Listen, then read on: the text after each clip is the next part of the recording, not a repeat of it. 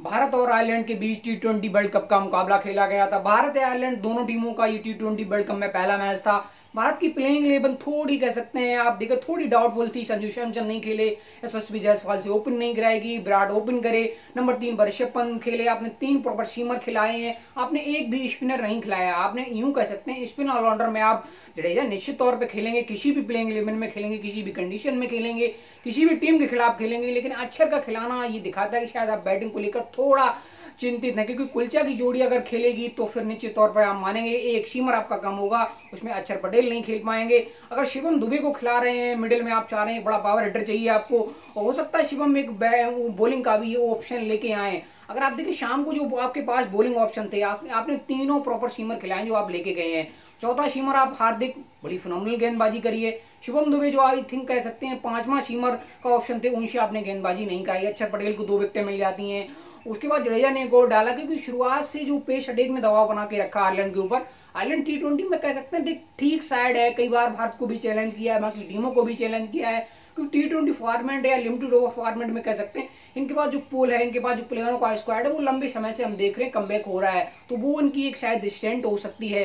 मेरा ये भी मानना है कि पाकिस्तान के खिलाफ क्या ये आपकी यही प्लेइंग 11 होगी, क्योंकि पेश अटैक ने आपको देखे हैं। क्योंकि इस ग्राउंड पर अगर आप देखें जो मुकाबले हुए हैं, थोड़े आप देखें अनएक्सपेक्टेड मुकाबले हुए हैं, हाई स्कोरिंग मुकाबले नहीं हुए। हाई स्कोरिंग क्या कह सकते हैं, लो स्कोरिंग से लो स्कोरिंग कह सकते हैं। क्योंकि अगर आप देखें एवरेज भी क्रिकेट अगर आप देखें इस ग्राउंड पर नहीं खेली गई है। जो कुछ महीने पहले एक पार था उसको ग्राउंड में तब्दील किया गया है।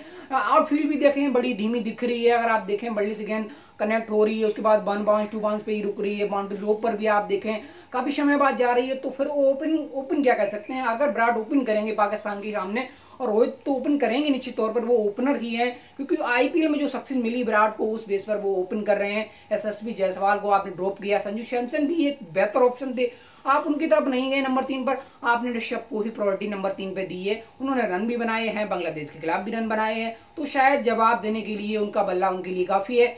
नंबर 4 पे सूर्या को आप हटा नहीं सकते हैं। शिवम दुबे को शायद 5 नंबर पर आप देख रहे हैं, जो ऋषभ पंत की जगह थी टी20 में, तो वो आपने थोड़ा फिर बदल किया है। उसके बाद हार्दिक नंबर 6 पर खेलेंगे, 7 पे रविंद्र जडेजा खेलेंगे, 8 पर अगर अक्षर को खिला रहे हैं, यानी अगर कुल यानी चा यानी किसी ना कुल को खिला रहे हैं ना अच्छा को खिला रहे हैं, तो फिर नंबर 8 पर आपके निश्चित तौर पर यानी बैटिंग की प्रायोरिटी लेकर आएंगे अक्षर पटेल, तो ये भी शायद ऑप्शन है। बाकी कह सकते हैं आयरलैंड की तरफ से कुछ भी दिखा नहीं, टॉप ऑर्डर हो मिडिल ऑर्डर हो, या कह सकते हैं जॉनली ने कुछ रन बना दिए, लिटिल ने आके 10-12 रन मार दिए, तो आप 100 के करीब पहुंच गए, वरना एक समय 80 के करीब रुक रहे थे। और भारत ने 12.2 मुकाबलों में आसानी से मुकाबला जीत लिया। रन रेट भी आपका बूस्ट हुआ, रोहित शर्मा की 50 आई, ऋषभ पंत ने अच्छी रन बनाए, उफुल विराट ने रन बनाए। उम्मीद करते हैं कि उनके रन आज नहीं आए हैं, तो पाकिस्तान वाले गेम जो हाई स्कोरिंग गेम हो सकता है 160-70 वाली हमें गेम देखने को मिले, रोमांचक क्रिकेट देखने को मिले, एक प्रेशर वाली गेम हो सकता है इंडिया जीते हारे। उम्मीद है मैं इंडियन टीम पर जरूर मुकाबला इंडियन टीम जीतेगी।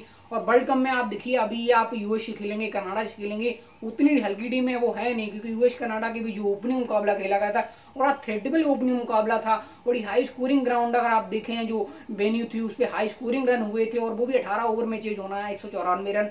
ये दिखाता कि शायद टी20 के बेस पर आईपीएल के बेस पर वो मुकाबला था, या उस कह सकते हैं अंदाज से मुकाबला खेला गया।